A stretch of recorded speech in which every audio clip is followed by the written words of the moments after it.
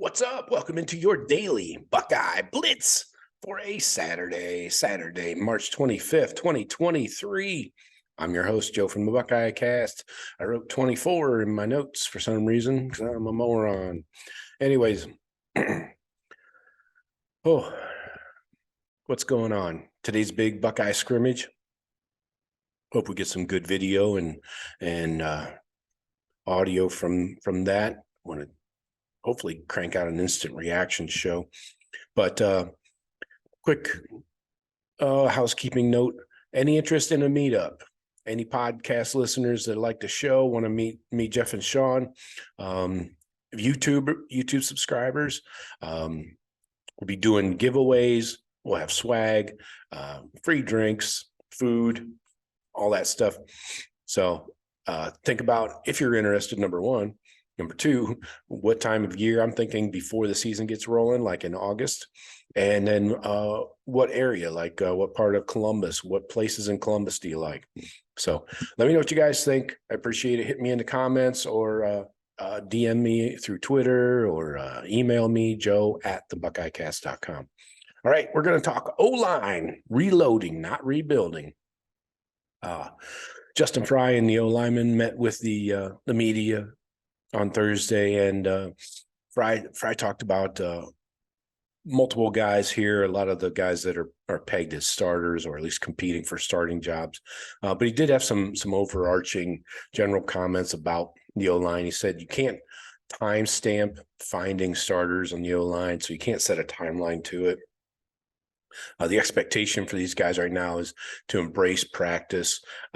He said this is only practice. That was only practice 4 of the spring back on Thursday. So they have time to start to find a group for starters. He said that the O-line recruiting, you come to Ohio State to be a first-round pick, referring to Paris Johnson, of course. We offer kids to come to Ohio State to be the best version of themselves. So really pushing that best version of yourself throughout the O-line room and into recruiting. So Josh Fryar, is he getting comfortable at left tackle? Justin Frye said that Josh Fryar is embracing the role of being the veteran guy in the room now and competing for a starting tackle position. He said that he's been pleased with how Fryar's been trying to take that next step in training and how hard he goes in practice. He said that it hasn't been hard for him to switch from right tackle to left tackle because he has experience lining up all over the offensive line, playing the Bison role as the 6th O lineman. So he's had experience all over. So Fryar feels good about that. Fryar said on protecting the quarterback's blind side, quote, I feel like it's a huge responsibility, but I'm willing to take that responsibility. He said it's an extreme honor to be trusted with that responsibility.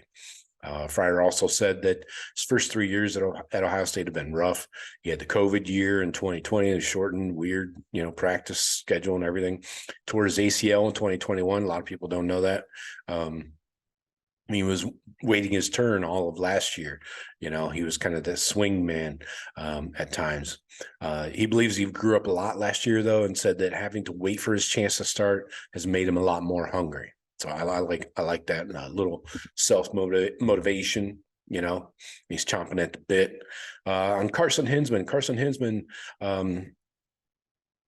Justin Frye said he's impressed with how competitive he is in practice, and that Carson is his own hardest critic.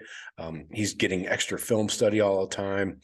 He's a high-level talent that's just now figuring out how to play at 296 pounds.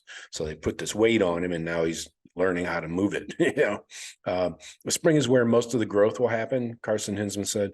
He said, I don't want to waste an opportunity to play next to come off to become some of the best offensive linemen in the country as the Buckeyes' potential starting center. Hinzman says there's really was some nervousness about playing with the first team, but that after the first day, he said, I've never felt more comfortable playing with the guys I do.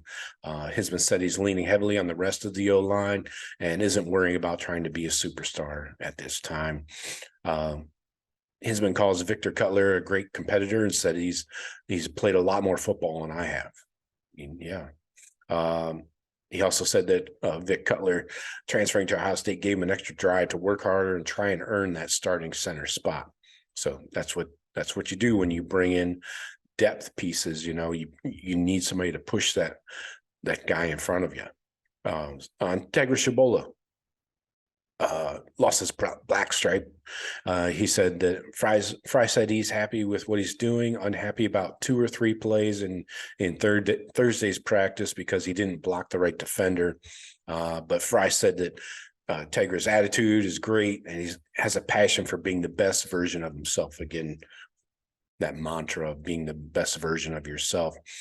He said Tegra's excited to shed his black stripe this week. It was big. It was a long time coming. Some things happened last year, but it's a good feeling to have it off. Tshabola said that Ohio State's offensive lineman has been putting in extra work before and after practice this spring. He said Donovan Jackson and Matt Jones have been leaders. He's also tried to be more calm on the field this offseason, which he learned from Paris Johnson in the offseason, January, February, and March. Johnson helped him learn that there's a time to be calm and a time to be violent as an offensive lineman. Tshabola said he also talks to Ohio State's D lineman after each play and asks how he can improve his play and how did they come at him, where did they look to beat him, and so he can work on those areas in his game. Michalski said his transition from left tackle to right tackle has been somewhat challenging because he developed a comfortability and familiarity with the left side of the line throughout his career. He said he learned early in the offseason that he would be making that switch, so like back in December. Michalski said he feels confident he can start at right tackle from day one in Ohio State's offense, but he knows it will be difficult. He said, quote, left tackle is going to be a hard fucking position. Yeah. Okay. He said he's grateful to learn the skills necessary to play that spot in case he needs to in the future. He feels ready to make the switch to right if that's what the team needs to be successful. Let's talk Donovan Jackson. Donovan Jackson on his transition into more of a leadership role. He said that he's been tasked with doing things the right way the first time. Lead the young guys to do the right things so they're not repeat offenders. Jackson says he's definitely in a new role to show everyone what to do, kind of that coach on the field almost. He's been building chemistry with Josh Fryar all over again since Josh is now at the left tackle spot. On Carson Hinzman, Donovan said that Carson's very smart. He's always asking for tips to progress his way of watching film, tips of IDing plays correctly. And Jackson said that he's taken strides in the right direction. That's great. Jackson says he discussed the possibility of moving over to tackle with Coach Justin Frye early in the offseason, but quote, he said, Coach Frye said, I felt like it was best for me to stay at guard. There's no worries at our tackle spots. They're doing a great job, better than I could have. So keeping it straight, Coach. Donovan Jackson said on Tegra that he's made great strides. He changed his body for the better while transitioning from guard to tackle. And Tegra has improved in leaps and bounds on using his hands on the O-line. He feels that Tshabola will excel anywhere they put him. So that's all I got for you today. Just a lot of O-line talk and how these guys are feeling, thinking. What does Coach Frye think? I feel confident. I'm getting a level of confidence from these guys that they feel good. I know this is only practice. The scrimmage today will be practice 5. So 4 or 5 practices into spring. I feel pretty good about this O-line. Cross your fingers. Knock on wood. So that's all I got for you today. Let's talk to you tomorrow. Don't forget, hit me up on a meetup. Give me any details, any thoughts you might have. All right. Talk to you later. Go Bucks.